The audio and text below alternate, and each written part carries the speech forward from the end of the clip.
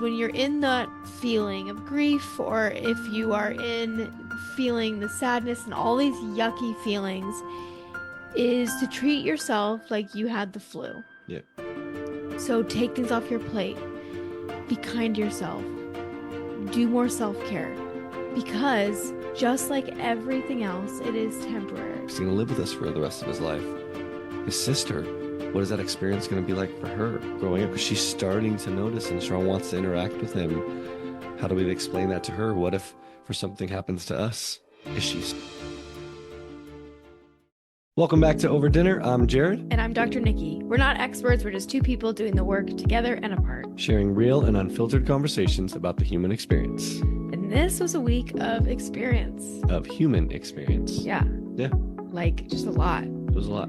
I feel like it is a collective feeling that people are experiencing because everybody that I talked to this week had a week. I don't know if it's this time of year and the amount of things piling up, like experience-wise, but then also the pressure of a new year is coming. And I think a lot of people holidays coming up. Yeah, there's just like a lot. And, you know, I saw something on Instagram yesterday that was saying, have a gentle holiday and instead of just like happy holidays, because the holidays aren't gentle to a lot of people, whether it's family stuff or grief that they're experiencing or just the pressure or financial issues. Like it's a lot. So in tonight's episode, we're doing a couples episode. We really want to talk about our therapy session that we had last night.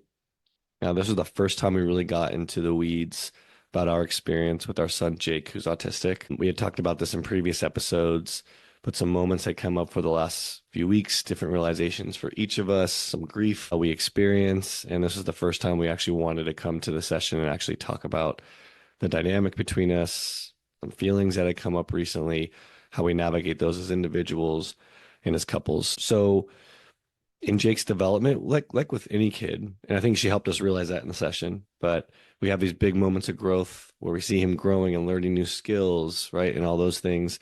And then we have these moments which sometimes can be labeled regressions, or it's just new challenging behaviors arise or things that he was doing before. We start to see them go away, or he's not doing those skills anymore. And for us, this was a little bit different this time because usually in between a growth moment in these moments where we might plateau, it's usually longer, but we went from this moment of plateau or regression to growth, but then really quickly back to kind of a regression. Some moments happened at school, some interactions you had with some parents, right? They were good. They were very positive. They were good parents. But they just brought up feelings. But something I wanted to mention that what you were talking about is something that she normalized is that all children are going to go through developmental changes as they're growing. The difference for Jake is that he goes through... He's an asynchronous developer. Right. Right. So what that means is that it's happening at different times for him. It's not in a typically developing, you hit this milestone, then this milestone, then this milestone. For neurotypical children, it's a linear growth, right? Any linear growth development where you can kind of, that's what, when you go to the doctor and they ask your child if they're doing this, they're doing this, they're doing this, it's very linear. Right. For a non-typical child. This one is where a person's cognitive, social, emotional, physical, or creative development occurs at different rates or at an uneven pattern. Yeah, and they might jump to something that's farther down the development line, but totally miss some things, and that might come vastly later. So it's not seeing a linear progression. It's like something also with Jake is that he has something called splinter skills, which means that he's very advanced in some areas where he needs other support in other areas of development. So to that point, when we have these moments of, we're going to just call them a regression, it's really challenging because it can feel very overwhelming. It feels very scary. He's not at a point right now where he's able to communicate what's happening for him or his feelings. Although I will say he can say, I feel sad. Yeah. I feel mad. But it's not something that he's able to access very quickly or to say to us. And so it's a lot of guesswork, a lot of having to lean on his team members for us to understand him better. And then a lot of questioning, like, are we doing the right thing? Are we supporting him the best that we can? And so while these things are happening, I had a moment specifically at school that kind of kicked off my feelings of grief. I called it a grief valley this past time. And in that moment, I had dropped him off to go to pre-K. I was saying, "Bye, Jake. I love you so much." And there was a mom standing outside the classroom who had just dropped her child off and said, "Oh, that's Jake. My child loves Jake so much. He's so sweet and he just talks about him all the time. And my new friend Jake, I love Jake so much." And as much as that warms my heart and is just, I love hearing that his whole class loves him and Yeah. he has so many friends. At the same time, it's very painful because Jake is not coming home and talking to me about the kids in his classroom, right?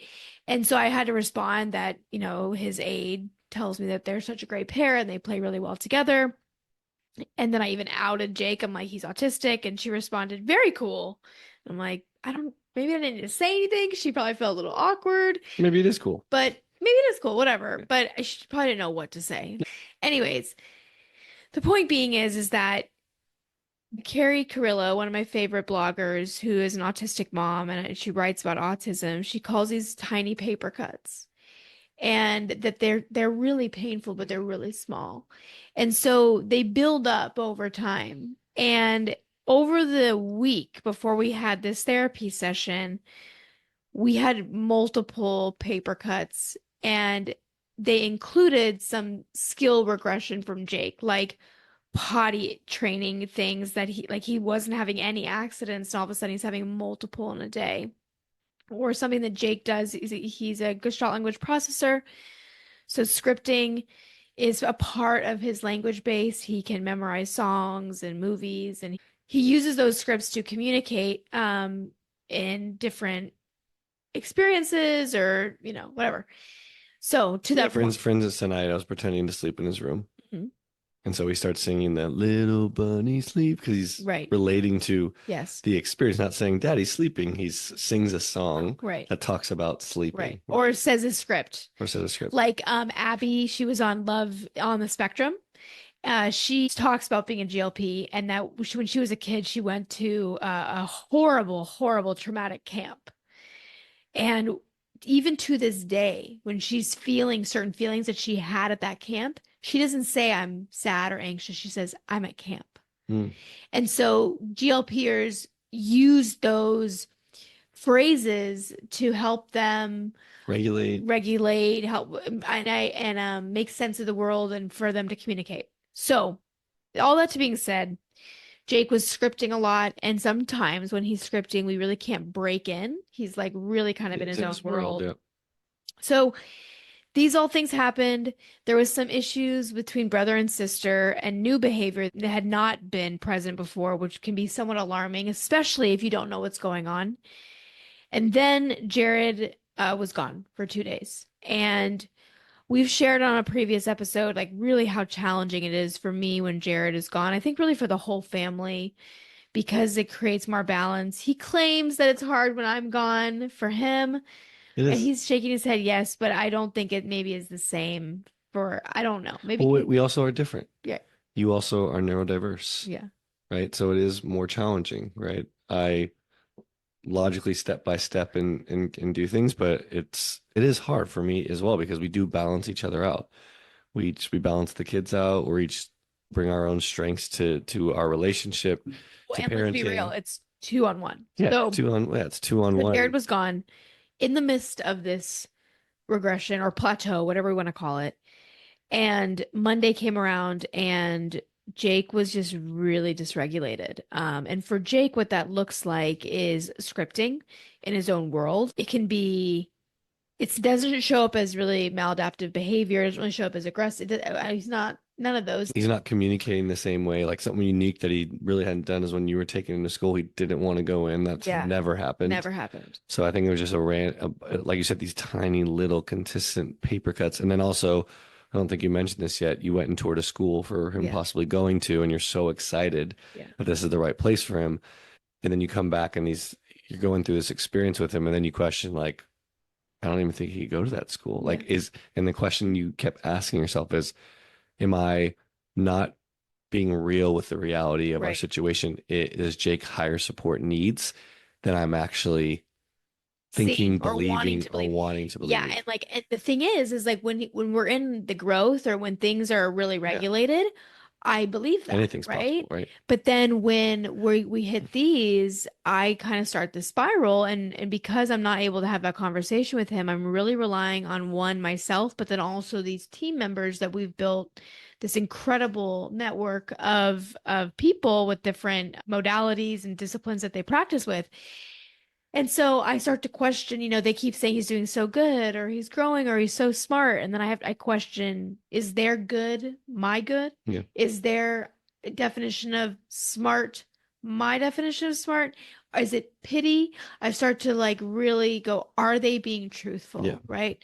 So Jarrod being gone is really challenging for me, especially when in situations like this, because at the end of every day, we have like a debrief of everything. And normally when you're traveling, we can have those conversations at night, but you being gone this time and where what you were doing, us having a debrief at the end of the day, it wasn't available. So I was holding on to a lot. And there's the emotional element, but the other piece for Jake is when he is in one of these, what do you want to call it? I don't want to call it a regression anymore. What do you want to call it? Any of these. Well, what we talked about in therapy is this is actually growth for him. Is something's changing. Yes, and actually, I did have a meeting with a neurodivergent coach on Tuesday. She literally said to me, when this happens, I need to ask myself, I need to tell myself, okay, well, he's changed and evolved. Something is gonna go haywire. So let's call it unplugged. I like that. Okay, so It's a little unplugged. he's a little unplugged. Yeah, So maybe his batteries are drained. yeah, so when he's unplugged like this, he also is very physically floppy. Hmm. Like it's like his legs don't work. Yeah. And so you have to carry him a lot, or he's just like laying around a lot. And so he's tall, he's like up almost to my shoulders at this point. It's a tall kid. And he's probably 50 pounds now at this point. And so and then I have a 2-year-old who needs my attention. And so there's a physical demand that's there, which is exhausting.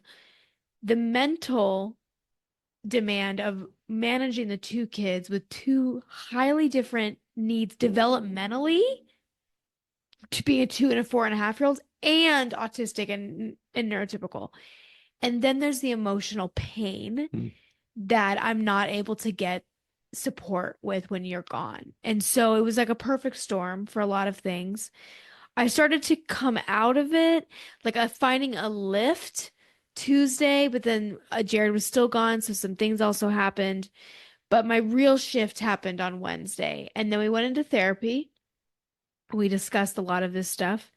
I think one of the things to note, though, that was really different about this time was your experience Yeah.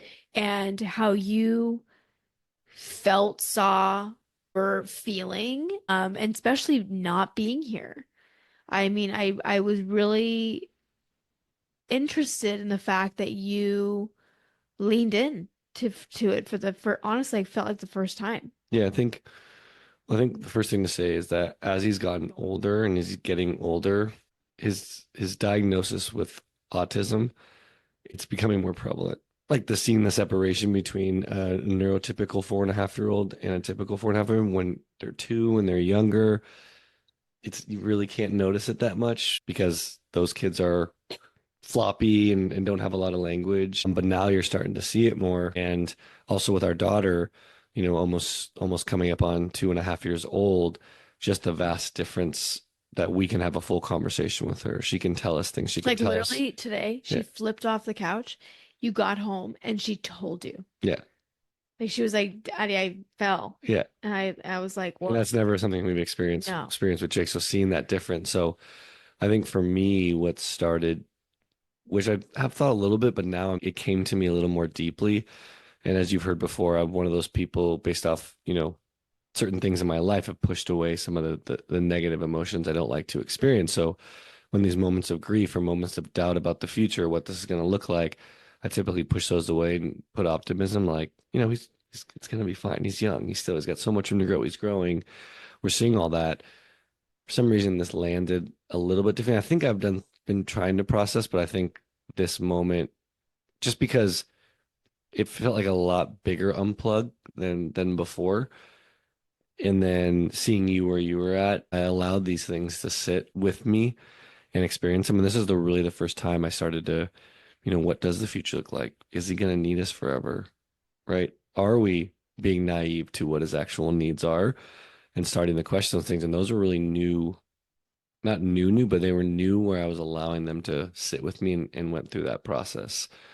And that was really hard. And I really don't share this very often. I don't share this experience. And sometimes when it is really challenging, and I notice myself getting more frustrated with him, and I don't like that I get frustrated with him and angry.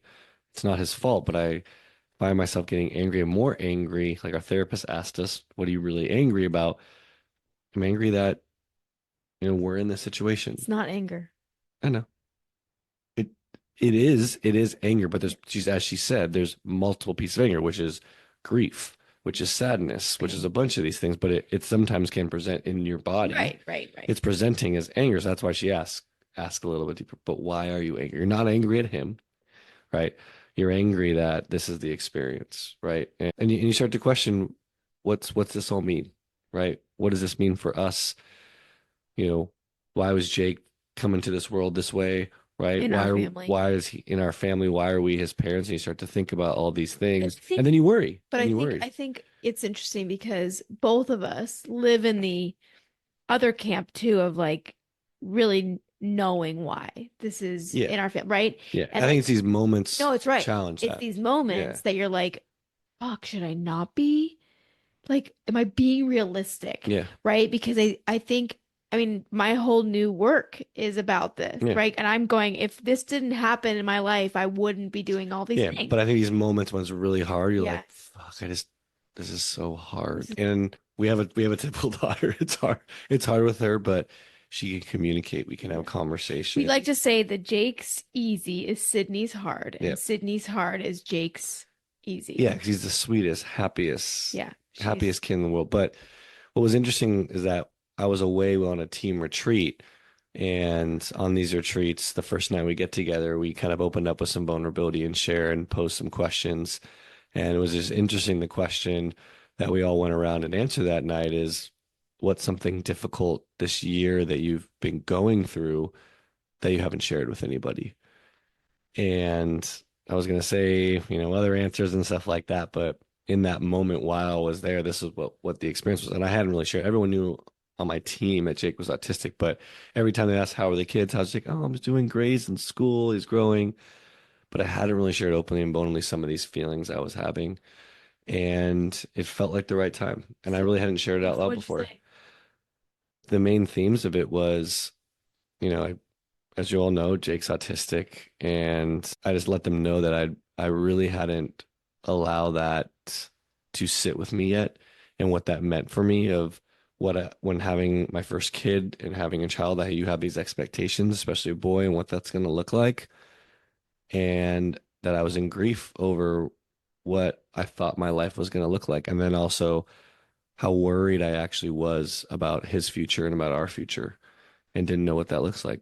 What was he going to go to school? Was he going to go to college? Was he going to be live independently and live a life that way? Was he going to have friends? Um, what does that look like for us? Is he going to need us for the rest of his life? Is he going to live with us for the rest of his life? His sister, what is that experience going to be like for her growing up? Because Mhm. she's starting to notice and she wants to interact with him. How do we explain that to her? What if for something happens to us? Is she solely responsible? And how does that impact her life? And I hadn't really allowed myself to feel those things. And I kind of was feeling them and then decided to express that and express those feelings of, I can't have a conversation with him. I get frustrated at him sometimes because I can't communicate with him or he can't communicate with me. I don't think like he's listening or hearing me, and that's really hard. And then, as I said, you start to see other 4.5-year-olds, and some of those people at this retreat have 4.5-year-olds, and they're talking to their kids and they're asking them questions and they want to see everybody. And you're like, will I ever have that? I don't know. And I just kind of shared that experience with everybody. And yeah, it felt really good to share that, but it also was hard because I was allowing those feelings to really sit with me. And you know me, I don't like those feelings. I don't think anybody likes those feelings. But I really don't like that. I I try to know, avoid them but at all costs. I was when I sat with I met with a neurodivergent coach on Tuesday and she taught me about this mood meter and it's done by Yale. And the mood meter is a quadrant of four, and there's the red zone. Okay, so on the bottom it is unpleasant and pleasant. And then on the left-hand side, it's low energy, high energy. And in the top left quadrant is the red zone, which is high energy, unpleasant feelings like anger, for example. And then below that is low energy, unpleasant, which is sadness, grief, pain, all those types of things. And then in the right top corner is pleasant and high energy. Great. And so yellow is like thrilling and you're like, you have tons of energy and things like that. And then below that, the last quadrant on the right hand side is pleasant and low energy. Like that's where you want to live, is in the green zone. But the reason I'm saying this is because we talked about the blue zone and feeling these really shitty feelings, and that there really is no way out, except this is what she told me, which I thought was really poignant, is when you're in that feeling of grief, or if you are in feeling the sadness and all these yucky feelings, is to treat yourself like you had the flu. Mm. Now, if you don't treat yourself very nicely during the flu, like I'm that person, is to treat yourself like you would treat somebody else who Your had the husband, your flu. kid. Yeah, right. Yeah. So take things off your plate. Be kind to yourself. Do more self-care and allow yourself to sit in it while also taking care of yourself, because just like everything else, it is temporary. It will move. It will change again. And I recognize that today, after going through this really intense grief valley this past week, this is, I think, the first time that I really have witnessed the shift in emotion, Mm. the shift in the feelings, and they come and go. And so, too, what you're sharing is that it is not comfortable to feel these feelings. It really is awful at times, like how low you can go. Even the anger that you said can pop Mm. up. And what I said in that session too was when I'm in those low and those feelings come up, that's when those feelings of maybe anger or grief and maybe how I'm being towards him and I don't like myself when I'm then. I know those feelings are important, but I just don't like the person I am. But like, I'm just gonna keep cutting you off because you're not gonna be, you aren't. It's not real to be I know that. optimistic Jarrod all the time. And that person, I'm sorry to say, is not relatable. So That's you, it, but that's what we talked about in right. therapy, right? It's like, but like, so you cracking is actually a real sign of growth For and sure. strength. And I totally know that. I know, but I'm just telling my experience. That's what I've experienced in the past. I don't like sometimes who I think I am in those I moments. think it's so ironic that like you preach this and you don't like it. I don't think, but you said nobody likes it. I don't think anybody likes it. No one wants to feel grief. But at the same time, I think there are some people that are more comfortable sitting Yes. in it. Yeah. Let's go back to the therapy session. I think the things that we addressed or needed to address in there was, and a lot of times I didn't allow myself to feel these feelings was because what if I felt those feelings and you felt those feelings and we're both in the valley? To me, that was, I need to be the strength and help you and pull you out because that's my tendency is to get Nikki to come out of that valley, come up here. It's optimism, there's hope and things out here. But that obviously wasn't helpful. And we've talked about that before. I think sometimes it was helpful. Yeah, sometimes it is for sure. She challenged me, but she also challenged you because she asked me, because I always say, I try to tell Nikki all the good things because you asked me, okay, like when you're in those moments, tell me some of the growth moments, tell me some of the wins, right? And I've told you, write the wins down each day, which you've started doing. But then she asked me, does Nikki tell you the wins, right? To switch roles. Like how often is Nikki telling the wins? Which I And do. then, yeah. And then how often, Jarrod, are you telling her the lows, right? She said, that's what Nikki goes to the low or those valleys a lot more times than you do. You're living on the wins and the optimism, but it's also how beneficial it would be to switch roles and share, right? And do that. And I share every win with you every day. What do you not do? I don't share those. Yeah. You And, don't but that, share. but that's why we went into that session with her maybe a few weeks before we actually went to this session where I did, and we really connected because we both were sharing that. And I think that was probably why this next moment came up for me because that was the first time I really allowed these myself to go there. And then it's probably going to come up more for me, right? Because Mm-hmm. you processed probably a lot more than I've processed. Mm-hmm. So she shared that with us, and I think she shared a lot. I think what was beneficial is like she also knows the development of children, and so things we were talking about. And then you even came to some awarenesses that some things that because Jake's our first child and he has this label of being autistic, that everything we look at the lens of something he does It's is autism. it's autism. Where what's great is you have some friends that you can share these things with who have neurotypical kids, and they're like, dude, that's not autistic. It's not autism, man. My kid's doing the same thing. Yeah.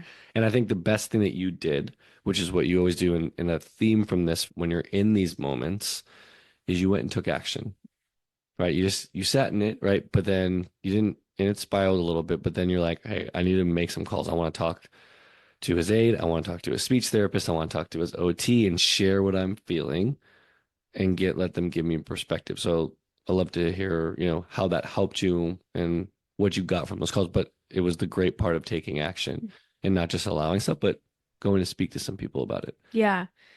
I think it's kind of my MO majority of the time, not just about autism, but like when I'm feeling some uncertainty, I do go and ask more questions. But for this example specifically, because he is unable to tell me what's going on, I heavily rely on these people. Luckily, two of them have been in his life now for a long time, like a long time. Oh, I mean, I'll go on 2 years at 2 years, this yeah. point. And the other one newer, but every day for Yeah. several months. I go to them for a multitude of reasons, one of them being education. So learning what happens to his body, mind, so forth. Like, for example, when I spoke with his OT, she told me that when autistic people get sick, their body, mind is going to manage that differently than a neurotypical person. And so he may have lingering effects that are different than somebody else, and it may manifest itself in like the potty issues or skill regression because his body is recalibrating. And so I thought that was really like that's really helpful Yeah. information. She also reminded me about scripting and like the certain scripts that I had heard. She reminded me that he's probably trying to communicate something to Yeah. us. I'm having a lot of conversations with these people to become deeper educated so I can truly understand his lived experience, right? It is the best that I can from them. Secondly, is to find reassurance that what you brought up earlier, like, is what I'm seeing when he is plugged in, that's him, That's him. right? Getting reassurance. And just like our therapist said to us about this, this super, super normal, it's just going to display itself very differently because of his asynchronous development, right? So it's going to look differently. I really lean on them a lot. And I think that having a team that you trust is a key component to all of this. Yeah. And I think really the last thing that she asked us, because we was trying to say, like, what do we do in these moments? Right? What do we do? Anything we can do to like not allow these things? She's like, no, it's like this is gonna be it. But then it's asking yourself questions and it's asking yourself, why am I frustrated? Why am I angry? Why am I having doubts? And keep going and peeling it back because underneath there's little things underneath. But also you got to do it together.